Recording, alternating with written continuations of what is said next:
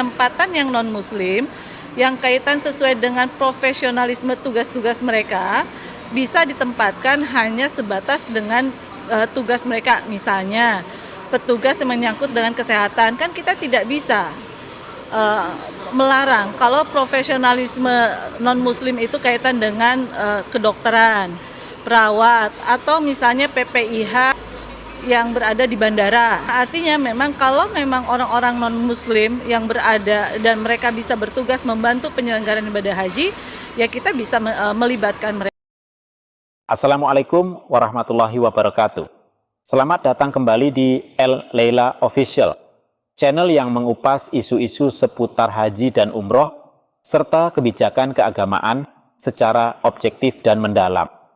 Sahabat semua, baru-baru ini Komisi 8 DPR RI menyampaikan keputusan penting. Rekrutmen petugas haji ke depan akan berlangsung lebih selektif, lebih terbatas, dan lebih ketat dibanding tahun-tahun sebelumnya.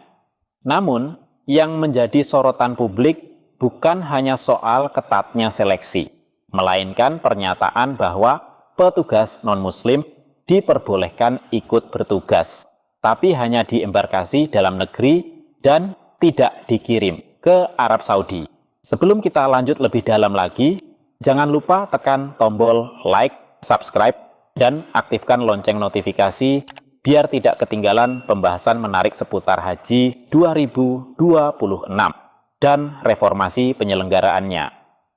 Sahabat semuanya, kebijakan tentang petugas non-muslim diperbolehkan ikut bertugas ini menimbulkan dua pandangan. Sebagian menilai ini bentuk inklusivitas profesional, tapi sebagian lain mempertanyakan, apakah tidak bertentangan dengan prinsip syariat penyelenggaraan haji? Anggota Komisi 8 DPR RI, Sely Andriani Gantina, menjelaskan, semua calon petugas haji wajib melewati proses seleksi ketat berbasis kompetensi dan profesionalisme. Artinya, yang dinilai bukan sekadar latar belakang agama, tapi juga kemampuan teknis dan pengalaman.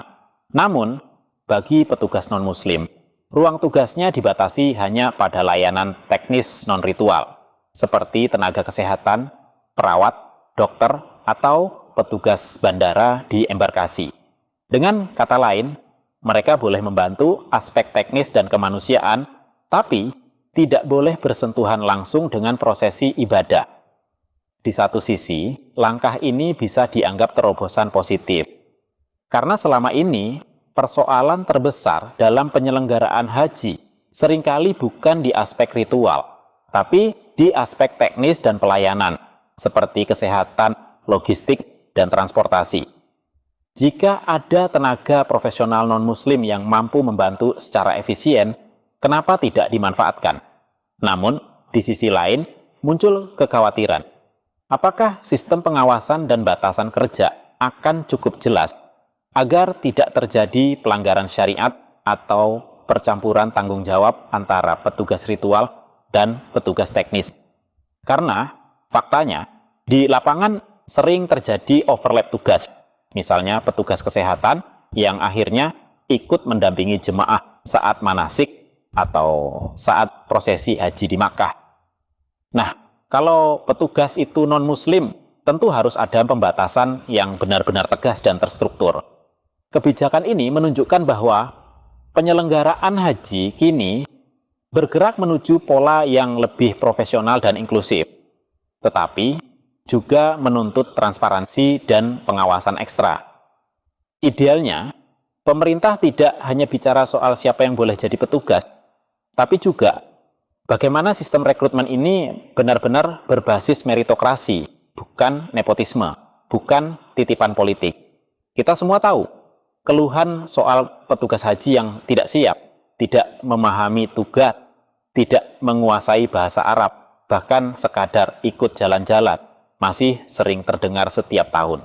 Jadi, kalau memang rekrutmen diperketat, publik berhak tahu juga bagaimana sistem seleksinya, siapa yang menilai kompetensinya, dan apakah prosesnya terbuka untuk diawasi. Bagi kita, umat Islam di Indonesia, ibadah haji adalah panggilan suci yang menuntut kesempurnaan layanan, baik dari sisi spiritual maupun teknis.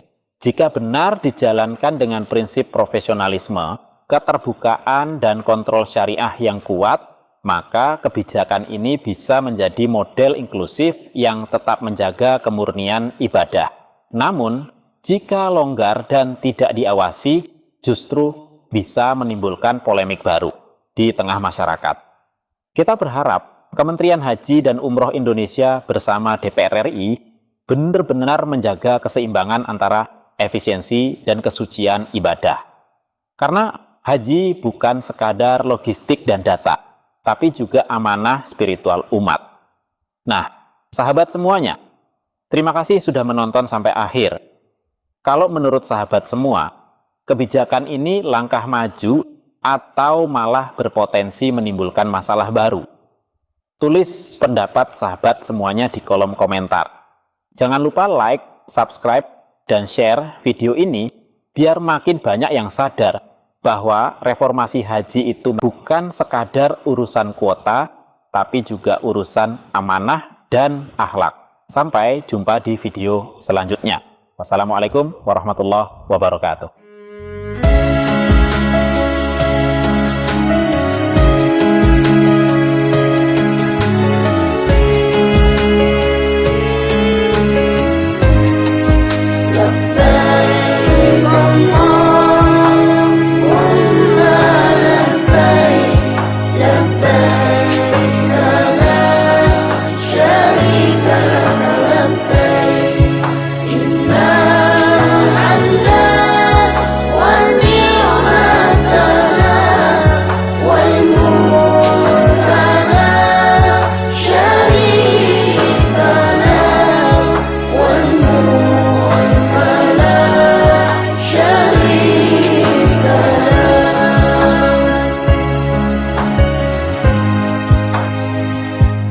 Ya Allah yang Maha Pemurah, beri kami sehat walafiat,